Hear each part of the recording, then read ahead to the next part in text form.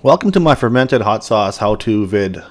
I'm going to be really thorough with you guys on this and hopefully keep it very clear and concise. It's not that hard to do once you just follow the proper steps, and I'll try to make sure that you don't make any mistakes with it. Hope you enjoy the vid.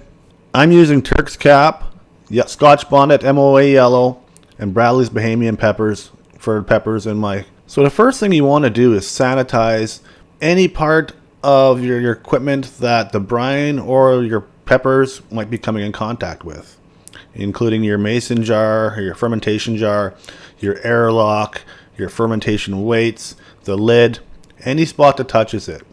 I use a product called Star San.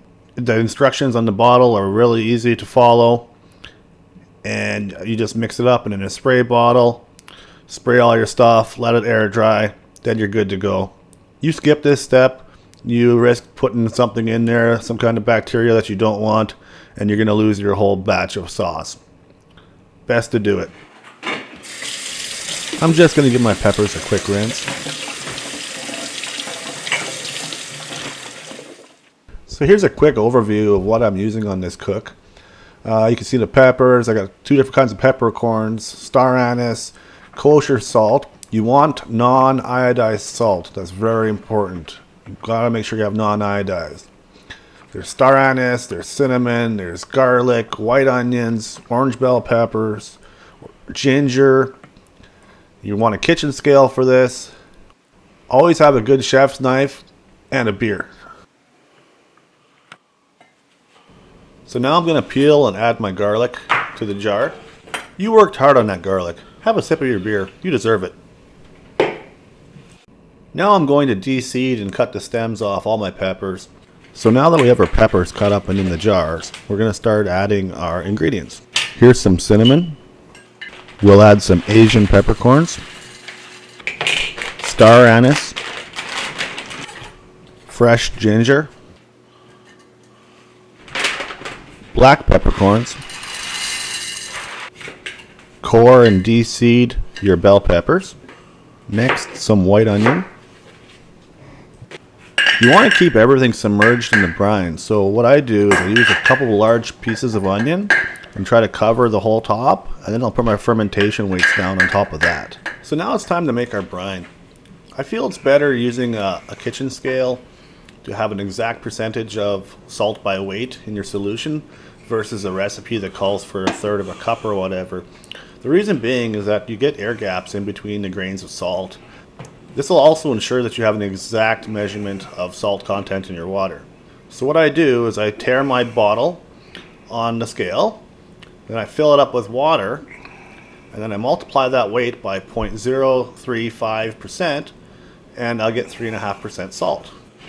Once again, you'll want to tear your container that you're pouring your salt in on your scale, and then just put in that amount of salt.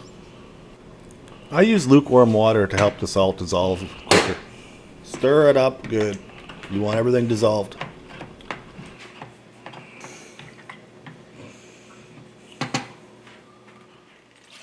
Now it's time to add the brine to the fermentation jar. Kind of want to agitate it up a bit afterwards and try and get as many air bubbles as you can out of it. Make sure you submerge everything in brine. You're going to want to keep it somewhere cool and dark during the fermentation process. I use my cold cellar or my wine room. You want to make sure that you use the same brine solution in your airlock as well. As you can see, I'm getting down to 4 bottles of hot sauce, so by the time this ferment is done, I'll be ready for some more. So this is about after a 2-month ferment, give or take. You can tell that things went okay because it's still relatively nice and clear in here. I got nothing living on the surface of the liquid. Nothing really crazy going on in the bottom here. As you can see, nice clear brine. If there is some kind of mold growing on top that's not comm yeast, I'd be concerned. You can Google that to see what that stuff is for yourself. But even once you take the lid off, you really get this strong smell, and that's one of the ways you can tell if it was a good ferment or not too. If it smells good, it's like peppery, just a good kind of smell, you know you did well. If it smells gross, don't take a chance. Throw it out. And it's, yeah, there's so much flavor in that scent right now, it's amazing. So now we're just gonna separate the brine from the rest of the peppers. And don't throw this stuff away, I'll show you a good use for it.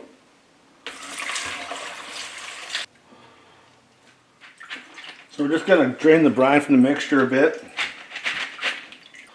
And transfer it to the blender. So remember I said save the brine? Use it for this. Not only will we get hot sauce today, but we'll get some brined smoked chicken wings to enjoy it with. So next we're going to make this into a puree.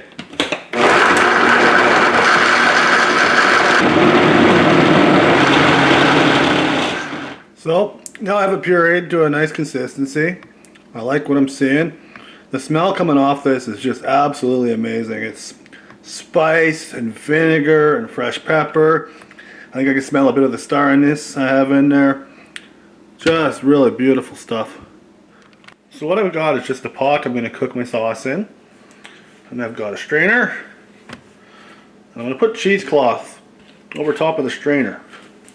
Because I'm looking for like a light, basically just liquid instead of a pasty sauce, we're going to strain it through the cheesecloth. So now we're just going to try and squeeze all the liquid we can out of here.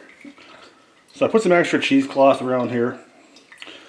And all we're doing is just trying to squeeze as much sauce out of the mash as we can.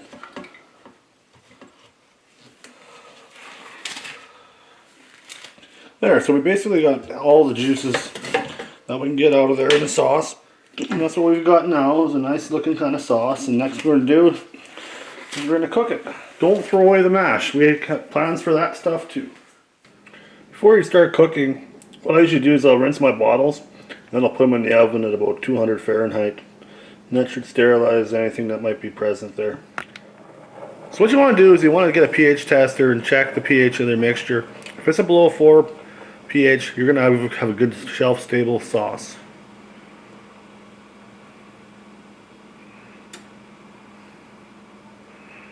.5, we're good. So you're heating it up, you just slowly want to, every once in a while, just give it an occasional stir.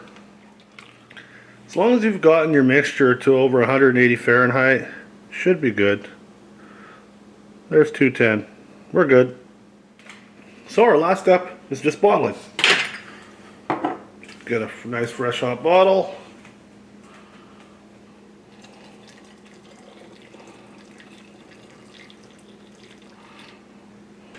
As you bottle, what you want to do is, if you're going to put your cap on, you put your plastic cap on, and once you put the lid on, flip it upside down. And what that's going to do is that's going to sterilize your cap and your lid for you. So here's the finished product. I don't think film actually does this justice, but it's a beautiful color. I've got it sitting in the sun here so I can see it better. But we're going to try this on some wings here shortly. Really happy with the way this turned out. There's a better view of the color. Nice bright orange. Beautiful sauce. So, last but not least, I said save the mash. I'm going to put this stuff into the dehydrator overnight. Once it's dried right out, I'm going to grind it. And this is going to be the most tastiest flavoring you can find anywhere. It'll add a little bit of heat to my dishes and a ton of flavor. It's like a double whammy when you're cooking the sauce, is that you get two products out of it. And yeah, this stuff is, I tasted it already, it's so good. Really like to thank you guys for taking the time to watch this video, and I've got lots of other how-tos coming and lots of how-tos posted already. Really appreciate your time. Thanks for watching.